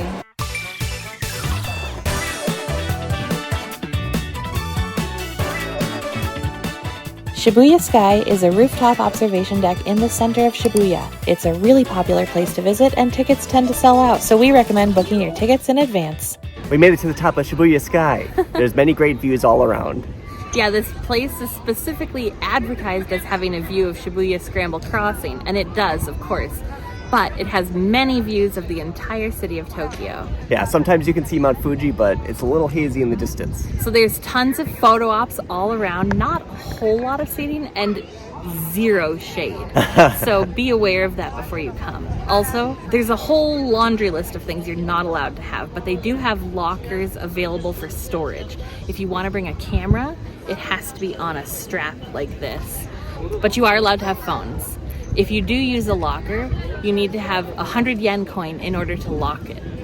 Yeah, so don't spend them all on gachapon. That's gonna be hard to do.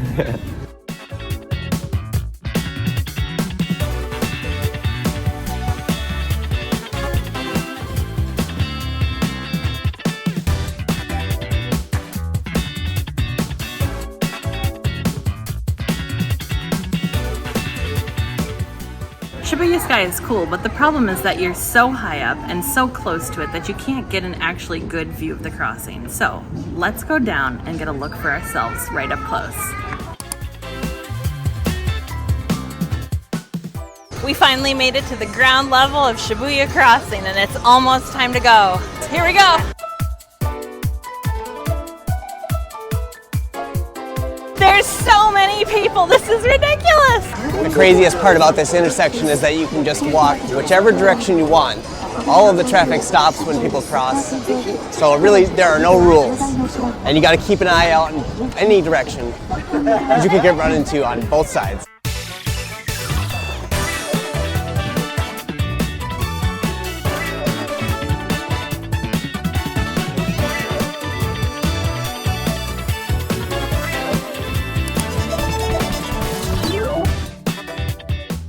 Well, it's lunchtime and we were feeling like sushi, so we came to Kura Sushi. It's a conveyor belt sushi place, and it's our first time trying this style of sushi. Should be fun. It should be interesting. There's a sushi conveyor belt going around the restaurant, and when you see something you like, you can just pick it up. Or you can use the tablet in front of you to order specific pieces of sushi that are sent directly to you. So one of the things I ordered was this yuzu marinated sea bream. Turns out that I like sea bream. Who knew? We tried it the other night during our food tour, and it was so good. Better than the salmon and tuna even. Can you believe that?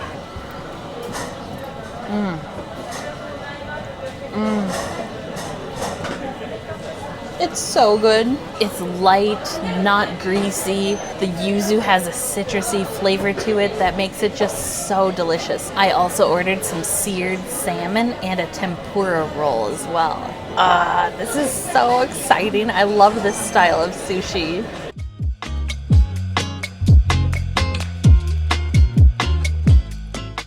Okay, don't judge me, but you can get some really weird things as sushi. Jeremy got sushi hamburg steak, so you can come at him for basically ordering burger sushi. But yes, I did order tempura chicken sushi. It's basically a chicken finger. It's good though. Don't worry, we ate our fair share of traditional sushi too.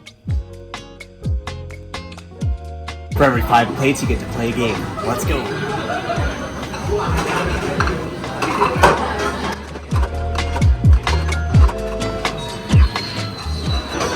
I think I won. There. We got a prize. A little button. That's pretty cool.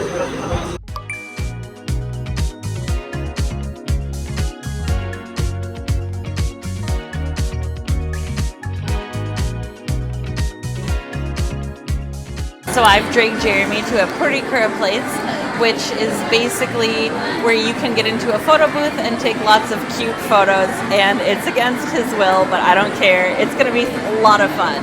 So each machine has different themes, and so you walk around and pick the theme that you like. You come out here and choose what sticker design you like. Then you go in here, you take your photos, and then you come out and go into the next booth and you edit your photos, and then you wait for them to be printed. So let's go. It looks like this is 500. What do you want to do now?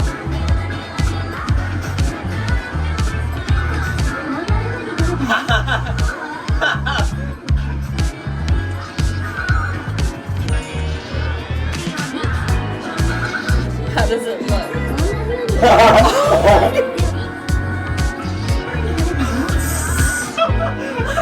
Okay, we just took the pictures and the results were very questionable. Now it's time to edit the photos. Glowy. That's a good one. That's a good one. That's a cute one. So cute! This is ridiculous, and I love it. I kind of want to do it again. Okay, the pre-kura was a lot of fun. It was actually pretty fun. The default to how they edit the photos is pretty hilarious. The editing tool's very complex, and it wasn't all in English, so it was very hard to figure out. It was a little bit complicated, but it was the best 500 yen I think we've spent on this trip. I don't know about that. At the very least, it's a fun memory to have.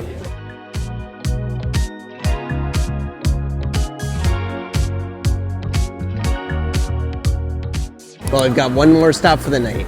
Mega Don Quixote. Let's go check it out. Yeah, it should be awesome. You might want your own basket. We're gonna be getting a lot of things here. Donkey can be a bit overwhelming when you enter it, especially the mega version that we visited in Shibuya. This store has everything from makeup and beauty to electronics and even food. Well, we had to stop to get one of the famous 10 yen cheese coins that's inside the Don Quixote. Let's try it.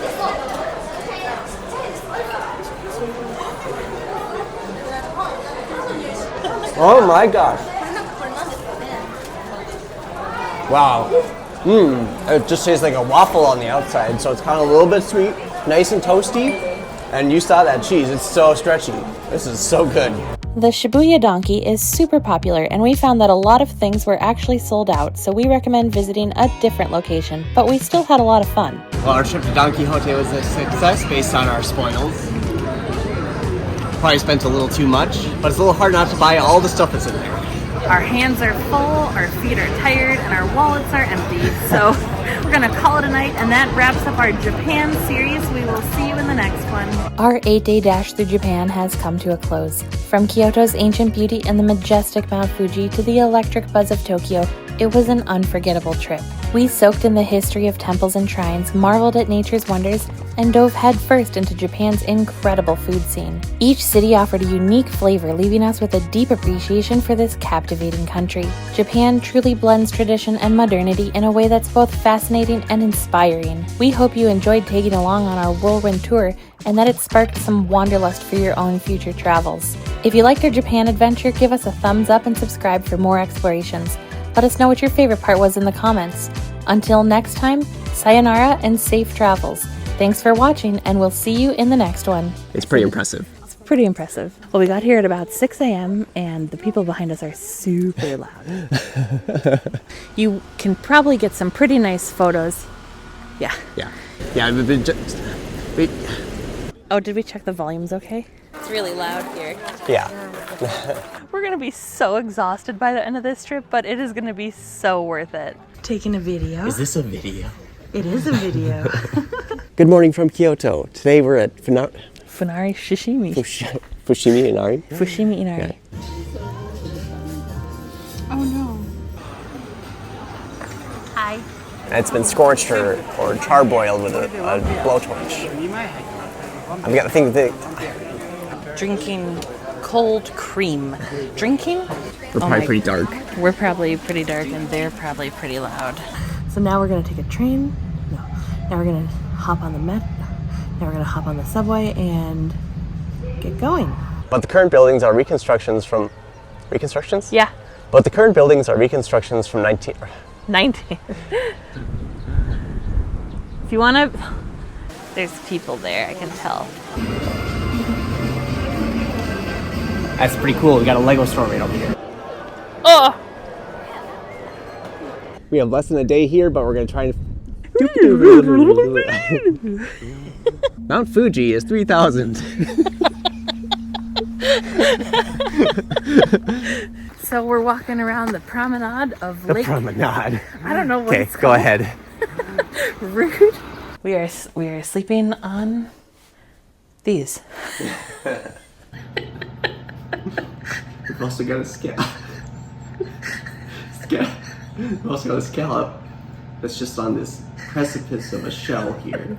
I think the US needs to get on board with having jelly for dessert because it's just delightful. When you walk through the gate, make sure to look under... Okay. Then you get to shake. How do you tie a knot? Struggling.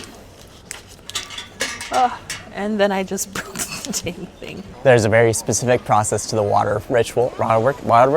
Now we have a, what is it? I think it's been filled. Has it been filled? I don't know. Okay, next we got some melon pan. Should I say pan or pan? Whatever you want. We do know that, we don't know much, actually. There was some really cool... So we just saw a little bit of home on TV. They were talking about the Minnesota Twins, and look, that's the Storage Bridge. I'm glad we didn't do a tour group of this. This is a test. In 2018, Toyosu Market opened, and that's where... I don't know. Tsukiji Market is a great place. Okay. Yep. Or still a great place. Yes. Danger. Yeah. This is a test. Oh, we just finished up at Unitori Nakatori. What was it? Unitora. Unitora Nakadori. Okay. Nakadori. Yep. Well, I did a bit of damage at the what is it called? The pottery shop? I don't know. Ceramics place. Ceramics. Well, for our last thing before we leave Tsukiji. Yep. Yeah. Okay. I'd go. You say. I don't know what I was saying. Sure. It worked.